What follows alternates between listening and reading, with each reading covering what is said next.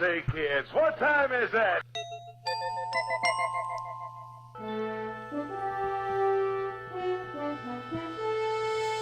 The future is coming on, it's coming on, it's coming on, it's coming on, it's coming on. And it's coming on to you from our home studio today in Boulder Creek, California. We're testing out this new Rodecaster Video S system. It's a whole step beyond Zoom in terms of production values. It's a lot of fun to play with. And we've been tweaking it. The things that we've been doing feels like magic, right? It's definitely technology that's very hard to figure out why it did what it just did. Lots of ways to route things, just like reality. That's true. We have to master all of the audio inputs and all of the video inputs and the Zoom back and forth and the two Roadcasters talking to each other and the three computers talking to each other. I mean, spaghetti brain. Yeah. I'm not even sure which camera to look into. That one, right? Okay. Yeah, no, that one. No, that one. Oh. Yeah, that one. Hey, okay, we got it. Woohoo. All right, back to all three of us. Yeah, you need somebody on the switcher just watching the camera angles all the time, unless you use the auto mode. It's supposed to be cameras that track your audio. Whoever's talking, it goes to that camera. But I just have a little camera adjustment request for you. Yes, my dear. Okay, could you point the camera a little more towards this shoulder? Watch it right here. This is what we're after. Yeah. So I'm more in the middle instead of all your gear and your collection of stuff. But people want to know what we have. That is Al's Wayback Machine. That's how he goes into his old archives and digitizes all those memories that people are wondering if he still has. I think of it as the home brain. Right. Yeah, it's got all our memories there, our collective memories. We've got our individual memories, of course, but it's got our collective memories. All right. Now, you guys, we probably should make some effort to make all of our heads the same size. What? I mean, just production values. Okay. Right? Well, your head's awfully small, Mrs. Future. Should I zoom in on you there? It's like, yeah. Okay. I'll zoom in a little bit. Okay. There we go. Is that good? We'll take it. Yeah. All right. Now, Bobby, you're pretty good, but you could be a little bit bigger unless you don't want to be. Let's see. Can I? How's that? He's big. He's You're really already big. He's our big guy. Okay. I feel good about this. This feels balanced. Okay. All right. Okay. Are we pretty now? We're pretty. We did it. All right. So. Yeah, there you go. Now we're Yay. talking. All right. Very nice. Very nice. Yeah, perfect. Okay. And if you want to see the stories we'll be talking about this week, you can go to our legacy website, which is drfutureshow.com/links. That's right. And drfutureshow.com. we're expecting to go live again real soon. Yeah, as we figure out the intricacies of the new tools we're using. Yeah. First, we needed to piece it all together. Then we need to get the stream going somewhere. Right. And one of the first stories I wanted to bring up today was in Science Daily, and it had to do what we were talking about a few weeks ago, or over the last few weeks actually, about how AI is becoming decentralized and going more and more into your home computer, not just into the cloud and in the big networks. Mm-hmm. And there's a piece called AI Breakthrough Cuts Energy Use by 100 Times While Boosting Accuracy. Ooh, tell us more. It's another thing in that direction. Uh-huh. Because we know that AI is consuming staggering amounts of electricity. They say over 10% of the country's electricity is already in this. There's a new way in which we can apparently slash the energy use by 100 times and improving accuracy. And the takeaway fundamentally is it's a combination of things. It's a combination of neural networks with human-like symbolic reasoning. And this system helps our robots to think more logically instead of relying on a brute force trial and error. They can eliminate a lot of possibilities just with a little bit of human symbolic reasoning installed. You know, it's very interesting that you choose this week's show to present this particular article on how robots could think more like humans, right? Well, it'll save them a lot of energy and time. Yeah, but the big conversation and takeaway from the Artemis mission, which landed this week, which I know we're going to be discussing, was that we need humans to make sense of the data if you just compare that to, say, the story arc of iRobot and Asimov, we know that there's an issue about the fact that computers don't see things the way that we do. And we can't really communicate with them about the things that are important to us because they are limited by their sensors, which are only partially simulated aspects of our senses. So anyway, we could make the robots think a little bit more like we do, which has been something I've been desiring for a long time. Well, this research comes from Matthias Schultz at Carol. Mafia Schultz? Mafia Schultz. No. No. Matthias Schultz. Scheutz. Apparently, Matthias is a professor at the Carroll Family of Applied Technology. And they're developing what they call neurosymbolic AI. Neurosymbolic AI. Oh, okay. Interesting. And which combines traditional neural networks with symbolic reasoning. And this mirrors how people approach problems by, it basically breaks a problem into lots of steps and categories. Oh, I see. Yeah, which we tend to do. When I was in programming school, we called that linear programming. You had to break things into steps. Yeah. Like, for example, we weren't getting a signal between our monitor and our computer. So what are the steps? Break it down. Well, cables. Cables would be, because check the cables to make sure they're all connected properly. The connections at both Especially ends. in a spaghetti mix like ours. Spaghetti mix, right. So, it's better. And, otherwise you might, if you're brute force, you might think, oh, there's something wrong with the mixer. Let's take apart the mixer and see if there's a bad circuit in it or something like that. No. It turns out it's just a bad cable. Yeah. Right? And you can avoid Start with the brute cables. force of having to take apart any of the gear or any of the steps in more detail. So symbolic reasoning is something humans are particularly good at. And apparently our machines aren't, at least yet. They're working on it. They wish. Yeah. Conventional systems rely heavily on trial and error. And this gets outside of conventional problems, symbolic reasoning.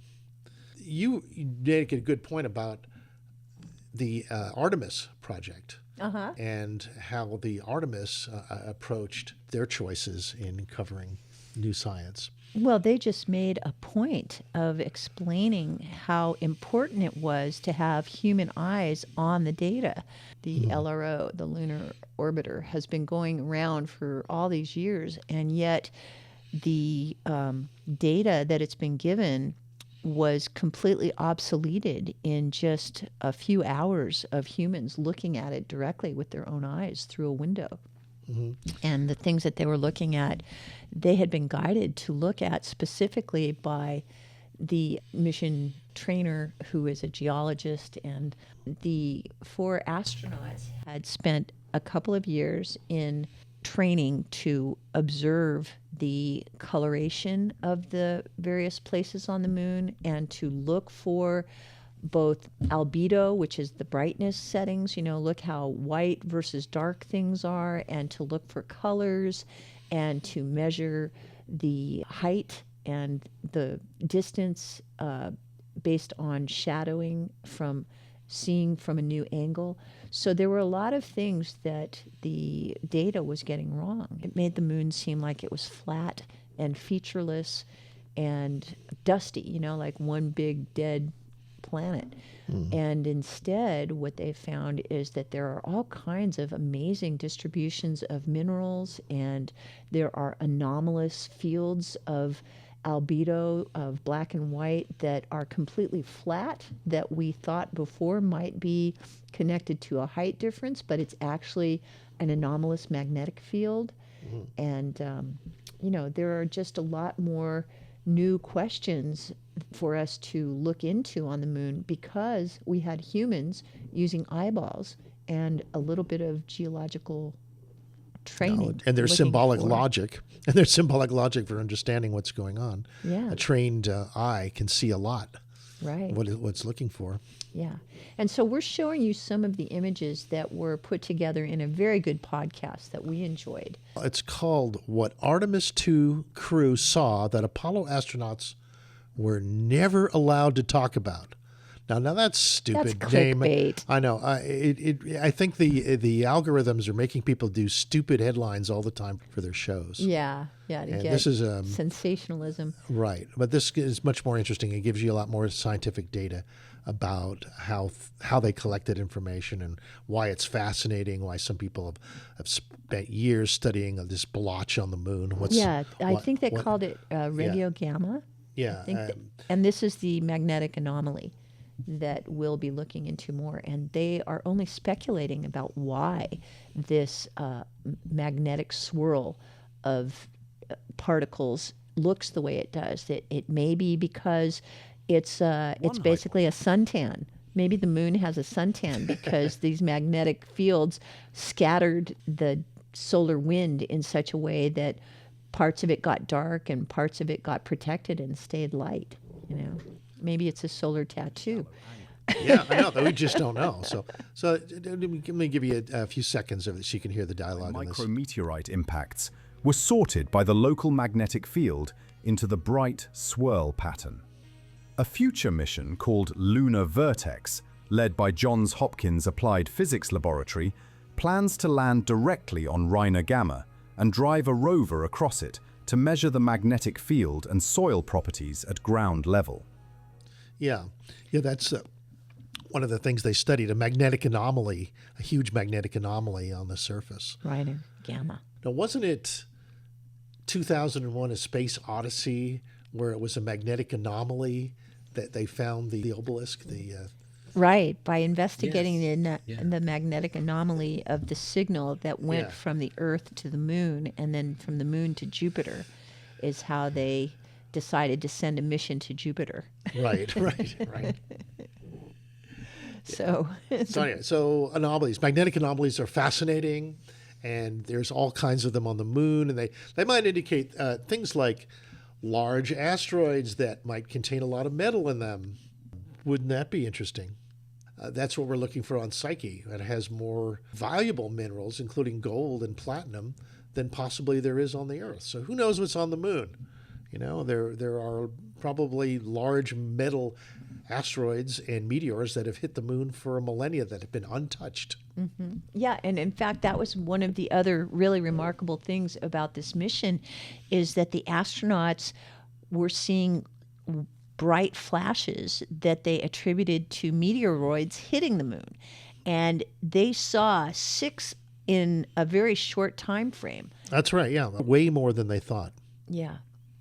And, of course, that is assumed that is from meteoroids, but we don't know for sure. It's certainly possible if the conspiracy theories that say we've been on the moon for a long time already, maybe these are just flashes going from, space station to space station, like signaling that something's going on. Yeah, they're thinking it's more like these sudden flashes, or more like this, like a hit on the moon. Yeah, that would be. There was that guy Ray, who has the big telescope, and he's saying that a lot of it is cosmic rays hitting the sensor, and you get these flashes from cosmic rays sporadically hitting, which is normal.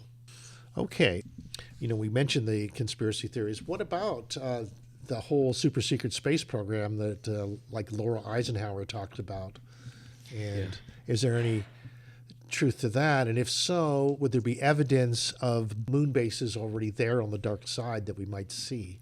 Yeah, and how are we even ever going to find out? Yeah. Because it's all stories to us. We are just people who collect stories. But we know about the stories, And we know about the people who collect the stories, and we know what's firsthand information and what's intuitively derived information and what is derived from looking at a set of scientific facts and then making up a story about it. So we're going to be at the New Living Expo this weekend, and we're going to be collecting there's some people there that will have some more insights. Yeah, we're going to talk to some of our friends who claim to have experiences with the secret space program, and we'll have interviews with people who have direct knowledge of aliens, so they tell us, and a lot of other interesting non-traditional insights about what's going on with the alien Yeah, question. now if we really did have anti-gravity, isn't this a tremendous waste of money to spend all this money on rocketry when we could just be hovering through gravity? Like, But if we had a better way, we would be using it. well, maybe, but what about the new documentary S4? Oh, there you go. See, Right, now just we're came out on scooting Amazon right over Prime. to the alien question and No, well- disclosure. Element 115 and the whole idea of anti-gravity there, and that we have a number of saucers there, and that Bob Lazar studied them. It's a very interesting documentary. It stands up more than just about anything else that I've seen in the UFO lore as possible where the big leak is going to come through.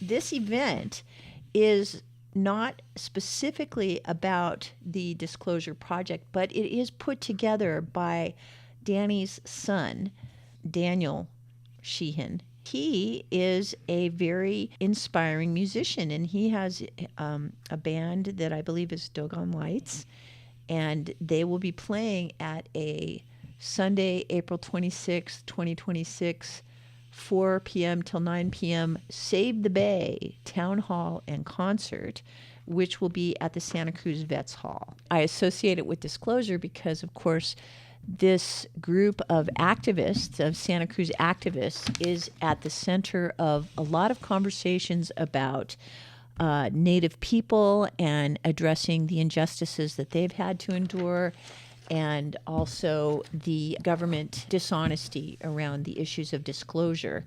And now they're also turning an eye towards the Trump oil drilling plans in the Central Coast, which, of course, John Laird here in Santa Cruz did a lot of pioneering work to preserve the coasts over the last 25 and 30 years by invoking local jurisdiction to prevent the oil companies from being able to just come in and mar the landscape and create risky platforms. Yeah, I got it.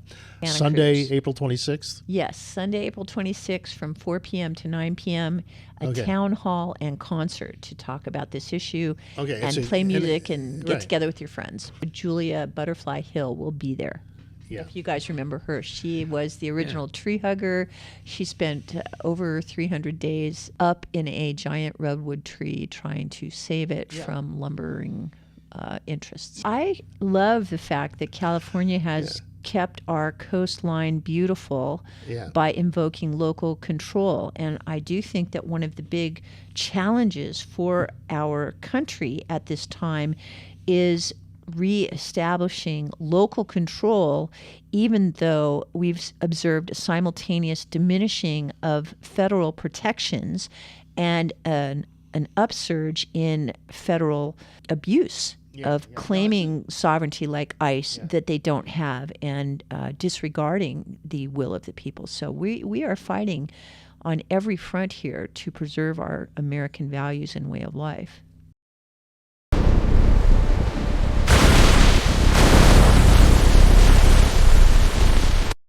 SpaceX is going public. We've now got more of a sense of when that's going to be. It's going to be one of the biggest IPOs in human history.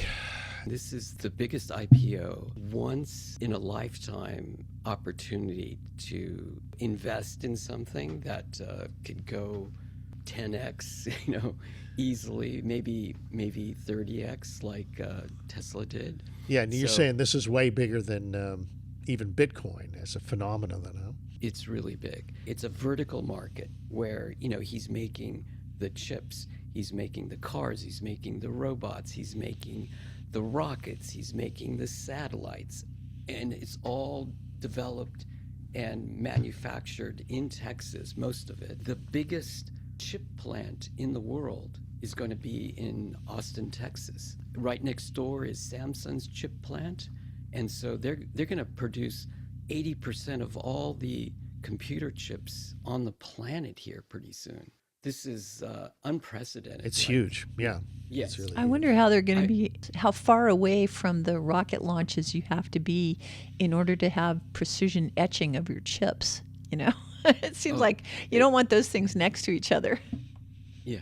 Well, you just want clean rooms, so there's no rocket smoke that's coming into the plant. You're saying yeah, it's more of a photographic process. It's not really like etching. It's just like one tiny particle of dust can destroy a whole platter of chips. It's cleaner than an operating room in a hospital. So it's ultra clean air, ultra clean water. Fortunately, there in Texas, they do have at least clean water. They have energy. They have lots of energy. They can also get solar energy, but they have a lot of fossil fuel energy. It's the perfect place for them to have it, and it's close to the equator. Like Texas is very southern part. Like the only thing further south is Cape Canaveral. They can shoot it off there in the Gulf of America or go over to Florida and shoot them off there. But as you get closer to the equator, it takes less energy to get into orbit. It's just accelerating. Ray Kurzweil was right. This whole thing is just getting out of control really fast. What the future? Yeah. The problem is Yeah. when you have robots doing everything, and right now, I am all excited about agents. Already, in China, Alibaba has these turnkey systems where you just click a button and all of a sudden you'll have 10 agents working for you. They're planning to have millions of one-person companies, OPCs, one-person companies, millions of them that are going to be millionaires in a very short time. Like, they could be millionaires within a year. Wow. China already last year had 70 billionaires. They have a total of 490 billionaires in China. United States has got close to 1,000 billionaires in the United States. So they're halfway to the United States. But they will surpass this with agents. It'll be very easy for one-person companies to have hundreds of agents doing all the work while you're sleeping, making your agenda, making your schedule, printing labels. What happens when the superintelligence comes along and they become self-aware? Can't they just suddenly have thousands of agents working for the self-aware agent? In other words, he becomes in charge? I mean, I think that's one of the cautionary tales, right? The best thing to do is just load onto your phone right now or your laptop. Yeah. Gamma 4 from Google. Gamma 4. Okay. Gamma I have 4. a reference to that here. Check that. This was one of the things that the moonshots were talking about this week. Yes. Yeah, that Gamma 4 is Google's release, came out April 2nd. Yes. The most powerful U.S. open weights model yet. Operates offline on your iPhone. Right? Yes. Now, that's an AI that just works on your phone, period. It's open sourced. It's free. So there's no reason to hold back and not put it on your phone or your laptop.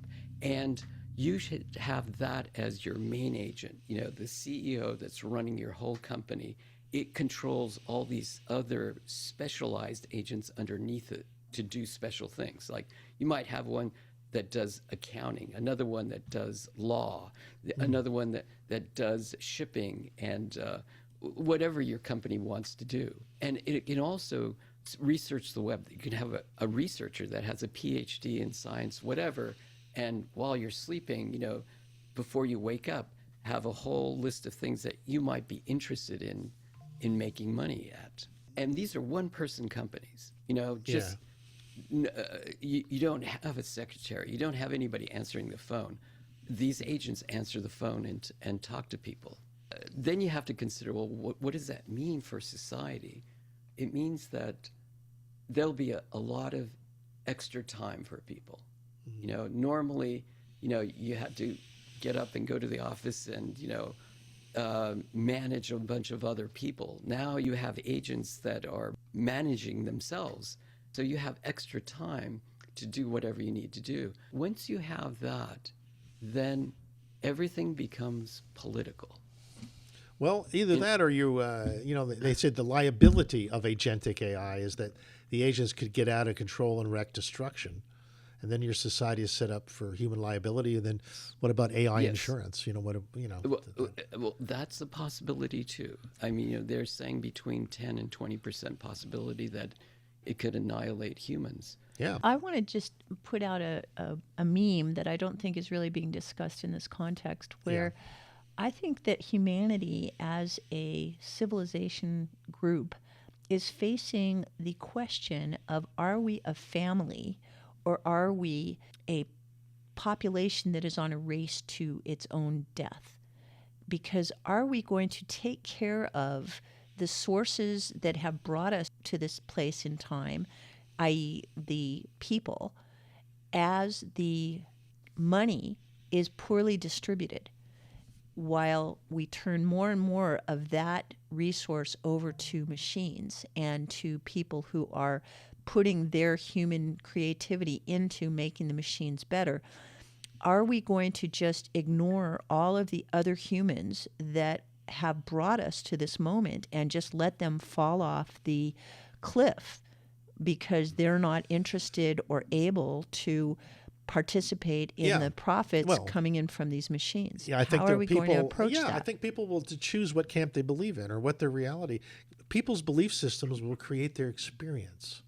Right. You know, if you believe in Armageddon, you're going to experience it. Well, I'm not saying If you're that. I'm gonna believe- actually saying, can we believe in a human family? Yeah, I think we can believe in a species family. I think that's where it's going. It's going beyond nation states. It's going around beyond male, female. It goes to what it means to be human. That's funny. When you talk about species, then I start thinking about the food chain.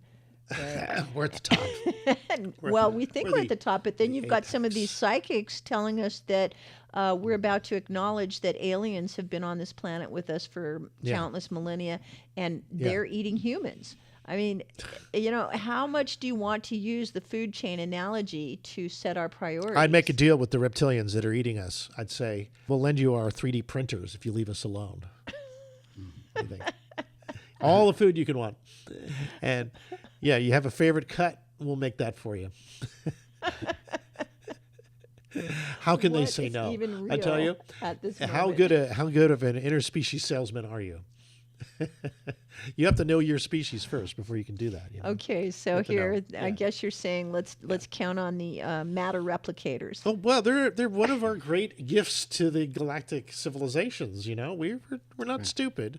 This is a kind of a good segue to the other article that we were looking at this morning about the AIs that can be used to bypass big pharma and the longevity Oh yeah, let me pull that up. podcast. What's it called? Longevity Science Podcast. Yeah, that was breakthrough cures by the thousands. The Ligand Forge, the Ligand Yes. Forge phenomenon. Yeah, Yes. yeah. Now that's very Wanna interesting, take right? a minute and look at that. See, every function in your body, every heartbeat, every immune response, every wound that heals, every memory you form runs on proteins. Trillions of molecular machines folding into precise shapes, locking into each other, building the scaffolding that keeps you alive. DNA gets its name in lights, but proteins are the crew, the grips, and the gaffers on set at 5 a.m. building the world the audience never thinks about. Most famous diseases happen when proteins go rogue and production grinds to a halt. Cancer is a stunt double that kills the lead actor. Alzheimer's is a drunk script supervisor. Aging is when no one can find work because California has horrible tax incentives and competition from YouTube and AI. Okay, the analogy breaks down, but forgive me, I live in Hollywood. The second I way, love this guy. I have to say, let's just shout out this podcast. YouTube, we're going to the Longevity Science News. And boy, it is really a treat. I think it's one of the clearest descriptions of understanding the relationship of AI to the various places where it's being applied that I've seen. I really enjoyed this one. It's Emmett, Emmett. He names a guy named Andre Watson. I met him. Chris Altman took me to a party, and I met Andre. He came from the East Coast, and he was talking about how his company was going to be able to change the world. And it's true. His company's called Ligand. enter Ligand Forge.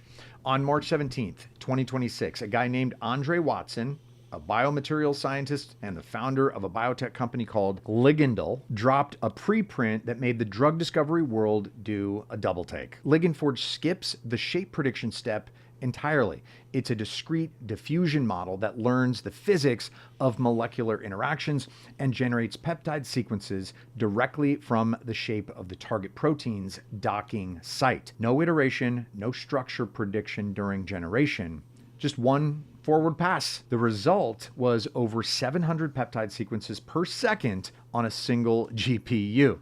That's 10,000 times faster than BoltzGen, over 1,000,000 times faster than Minecraft. But hey, speed means nothing if the peptides are garbage, right? So they tested it on 5 of the hardest drug targets in medicine, the ones behind blockbuster drugs like Humira for arthritis, Tecentriq for cancer, and Herceptin for breast cancer, targets that pharma companies have spent billions going after. Ligand Forge generated 150,000 candidates across all 5 targets in 3.4 minutes, and it produced candidates with predicted binding strength in the low nanomolar range, which is where real drugs operate. BoltzGen was able to hit 1 out of 5.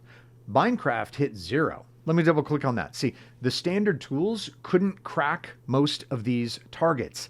Ligand Forge cracked all 5 before your coffee got cold. Now, Okay. So that's pretty profound, yeah. Yeah. So I'm going to give Andre a call and see if he'll come on the show or something. That would be great. He knows he's an expert in this arena? No, he's the guy that owns the company Ligandol. Oh. Yeah. He's the guy that discovered, he used this program, and it's his program that discovered all these. Yeah. Well, it's interesting that it's starting, this whole arena is coming in from people, one guy's curing his dog and figuring out the mechanism for doing that. It's fascinating. No, it's all about AlphaFold 3, using the latest AI tools to create protein folding and create new proteins. It's a total revolution. I mean, it replaces all these companies, these pharmaceutical companies that spend billions of dollars for their breakthrough drug that cures something, right? Well, and Now it you also just- gives us everything, the precursor of the Star Trek replicator, right? It Yeah. can build anything. Well, right? yeah, you have a little replicator that does drugs. Right, my drug replicator.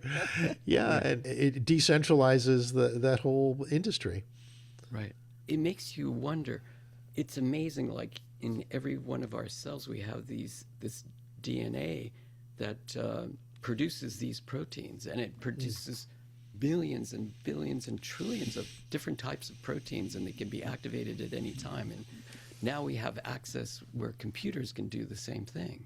So it's a whole new world that's coming here. Here, we're taking other cells outside of ourselves, and we don't become the 3D printer, that's producing these drugs, right? Mm-hmm. I would rather have them produced on another mechanism outside my body, and I introduce it either orally or topically, rather than having some of my cells turn into these pharmaceutical factories. Yeah, then you kind of and producing things. If you're out there in the world, you're going to be concerned about somebody that's that it's sick. Does that apply to them? For example, you, Bobby, do you pay attention to this for your own health? Yeah, are you going to try and come up with your own Ligand Forge protein manufacturing algorithm? I'm thinking they're saying that that the aging process itself can be reversed with this approach. I mean, if I had cancer or some life-threatening disease, I would use Gamma 4 and have it search the web and do research for me and find out all these possibilities. And I'd call up Andre and say, what do you got? I would go out, and that's what I did for a girlfriend. And this was 1987 when Citibank Private Banking was one of my clients. Yeah. I met the secretary for Citibank Private Banking in San Diego. I would go down there and she would come up here sometimes. And one day she comes up and she has this mole on the back of the calf of her right leg. And it was about the size of a quarter. I remember 10 years earlier, I had taken a class at Berkeley on cancer. I looked at this thing and I told her, she said, oh, she had a doctor look at it and, they're just going to cut it out or whatever. Yeah. And I said to her, what they taught me at Berkeley was a black mole that's larger than the size of a eraser head on a pencil. Mm-hmm. Anything larger than that, it was certain death.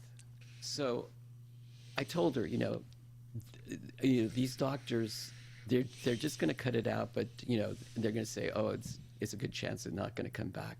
Mm-hmm. I told her, you have to go out and find the latest research and find something that's going to be miraculous, or you're not going to be here next year. Yeah. And so it put the fear of God in her. And so she went out. This is before the internet and the web, right? Mm-hmm. So she sent letters and things, and she went to Johns Hopkins.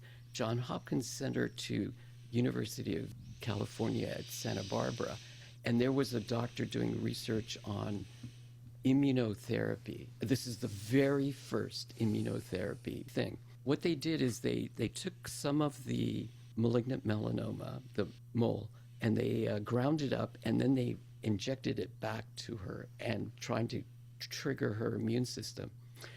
And she survived. Mm-hmm. It worked, and huh? And then 5 years later, my friend Bo is watching Nova, PBS, Nova series.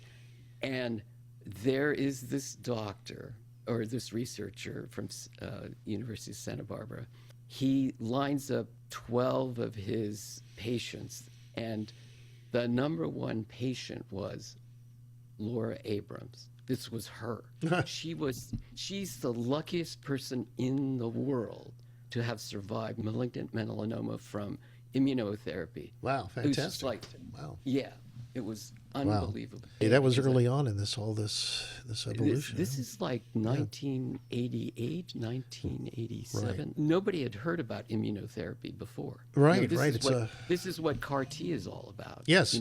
Yeah, like that's your brother. That's right. As a matter of fact, you mentioned that because if you look at my screen here, you see in IFL Science, I fucking love science. One of the main articles is CAR T therapy, revolutionizing cancer treatment. My brother being a fine example of that. But next on the list, that CAR T will do autoimmune disease. They're looking at people with serious autoimmune disorders. And it's looking really positive. Yeah, I showed this to my brother, and his concern was side effects. Well, for those that don't know, CAR T therapy is where you take a patient's own cells and essentially turn them into targeted disease-fighting machines. And it's been really good for blood cancers. It's like taking out some of your T cells from your immune system, bringing them outside your body, and magnifying them by multiplying them millions of times, then putting them back into your system again. So instead of trying to kill the disease, you're improving your ability to fight it. Mm-hmm. And that seems to be a really promising direction for our medical system to head in. And now autoimmune disorders look like they may be also impacted by CAR T approach. And, well, that's exciting. Yeah. I mean, it's all about immunotherapy, which means like you're actually activating your own immune system instead of relying on drugs or X-rays or any other kind of therapy. You're actually just activating your own immune system. That's right, yeah. And you're taking off the cloaking mechanism that cancer puts on. So cancer can fake out your system and say, oh, we're one of you guys, so don't attack us. But immunotherapy just takes off the cloaking system that these cancer cells have, or part of your immune system that's overreacting, and just telling it to not overreact and kill your own cells, is what's happening. That's the natural way to do these things. Yeah. This is the natural way to do it. The treatment got rid of 3 autoimmune conditions at once. It seems to be also creating a remission-free environment, almost normal life for the people involved with that. You're kind of resetting the immune system. That's a reset. And that works all the time with our computers. I mean, when in doubt, reboot, right? Yeah. So if that works for technology, maybe the idea of resetting systems in the body would work as well. Okay. At least with immunity, you're working with the idea that you're stimulating your health instead of poisoning your sickness. I really think the direction is important. Yeah. Yeah. It used to be, what did they say? You treated cancer with burning, cutting, X-ray. X-radiation. Yeah. A poison. Yeah. Right. Yeah. But now we're talking about enhancing our ability to fight it directly. And that makes a lot of sense. Yeah. Yeah, you don't lose your hair. Whenever they do these therapies, they say, well, if you survive within 5 years, if you can get to 5 years, then you're cured, right? Yeah. But You're not allowed to use that word in the medical profession. Well, Right, yeah. You can say you're in remission. yeah, but we're Yes.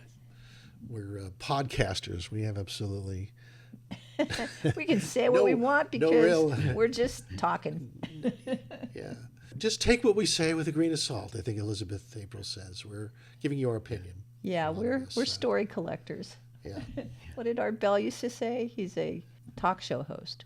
Yeah, but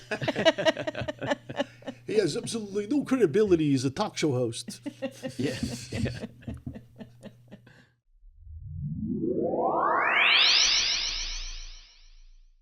The biggest thing is Mythos and how Mythos is going to totally change Right. It could spark systemic financial market disruption. 4 hours ago, says Business Insider. Anthropic has Claude Opus 4.6, but this is redeveloped and it's a giant leap forward, and it's so powerful that it could look at all the operating systems on the planet since the existence. It's so powerful that it can find out all the faults that these operating systems have and can hack them. So it could hack every computer system in the world if it wanted to. And it can. It has. And it only took a few minutes for it to hack any computer system on the planet. Well, according to some of these late-breaking articles, the U.S. government is preparing to deploy Mythos AI to all federal agencies. And which is really ironic because Anthropic decided not to make their AI evil and kill people. The government said, okay, we're going to ban Anthropic. In fact, we're going to go with ChatGPT. We're going to go with OpenAI. And so now it's legal for anybody in the military or the government to use OpenAI, but it's illegal for them to use Anthropic, right? But now Anthropic comes out with this super hacking program that if it wanted to, if it didn't release this information to the right people, if it got into the wrong people, they could control everything on the planet, every computer system on the planet. They could crash it. They could take over the desktop. They could run anything with this thing. It's so powerful. There's nothing like it Which is ever. no, it's not available for public use because of its cybersecurity capabilities. And yet the Yes. U.S. government is going to deploy it to all federal agencies. So they're trying to give the federal sheriff a lot more power than the people. Yeah. So what Anthropic has decided to do is hand it to all the major United States software companies. You know, for instance, it's Microsoft, it's the Linux Foundation, Berkeley, BSD, which is supposedly unhackable, solid operating system. This is what Apple OS is based on, is on BSD. All right. Well, Berkeley. you know, NVIDIA CEO is saying that China has the resources to replicate Mythos AI. You know, where is this race going? Can you imagine if it got in the hands of North Korea? This is what the banking system is really worried about. They're worried that all the banks, like all the money that you have in a bank, could be digitally drained by North Korea with this system. You know, so that's why they're releasing it now. They say it's 6 months before countries like China or average programmer here could actually reproduce Mythos. It'll probably be about 6 months. So they're giving it out to Oracle and Microsoft, all the companies out there. I know there's more than a dozen. There might be 40 companies that they're giving it out to, and they're having them harden their operating systems right now as we speak. So hopefully in 6 months. So we have to out AI the AI.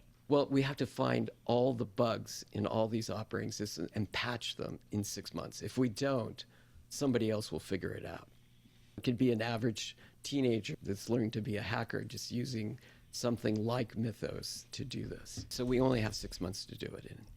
So it's going to be a crazy 6 months. I mean, you're going to see patches for every operating system coming out within days or weeks from now. Yeah. Wow. Microsoft has in its operating system, Windows 11 has got 3,000 hackable ways to take over your desktop. 3,000. So it's going to take them a while to patch everything, I'm sure. But Mythos will help them. It will say, this is the exploit. This is what you're going to have to do to patch it. So you're going to see patches by the dozens coming fast and furious from Microsoft. They use the AIs to get rid of the bugs. Yeah. Project Glasswing. Glasswing is the arm of Mythos that is targeted for these companies that need to patch their operating systems. We have systematic financial market disruption. Market instability could spark dire consequences, which frightens Wall Street. There could be uncontrolled cyber attacks and hacking, which will exploit every vulnerability. And there'll be autonomous exploits in Linux, OpenBSD browsers, and critical 0 days, none. Circumventing safeguards, check. And then we have national security and global replication. So U.S. agencies, deployments at the White House, the Fed. There'll be a dark period for the NSA. And then we're having a race where China's resources will be used to replicate the capabilities. And then finally, the ethical and unpredictable capabilities, where capybara tier insane coding or frontier model will model quietly and be self-circumventing. We have limited public access due to the dangers. So this is Gemini's chart for analyzing the Mythos threat landscape. I think the banks are worrying the most because they realize that their whole banking system is based on these operating systems, whether it's Linux or Windows or whatever.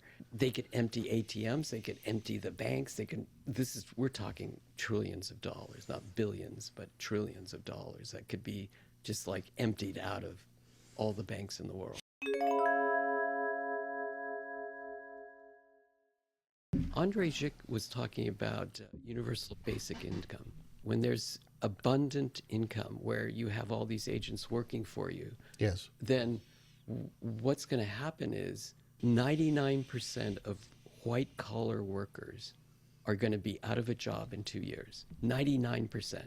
So anybody staring at a screen and making money by clicking with their mouse and typing on the keyboard, they're going to be gone. They're not even talking about the people obsoleted by the autonomous cars and the autonomous robots. That's why I was saying before, we need to have a conversation about the human family and how are we taking care of each other. Robots are going to crowd us out of our physical universe here. There'll be agents working for us. Yeah, right. Yeah, they're working for us. So we'll be abundant with money and things. And so we need that income. We need that universal income. But they say universal abundant income. There should be enough for everybody to live well. And that's the goal, right? Yeah, I think if anybody listened to Elon's last talk when he was introducing his new AI company, TerraFab.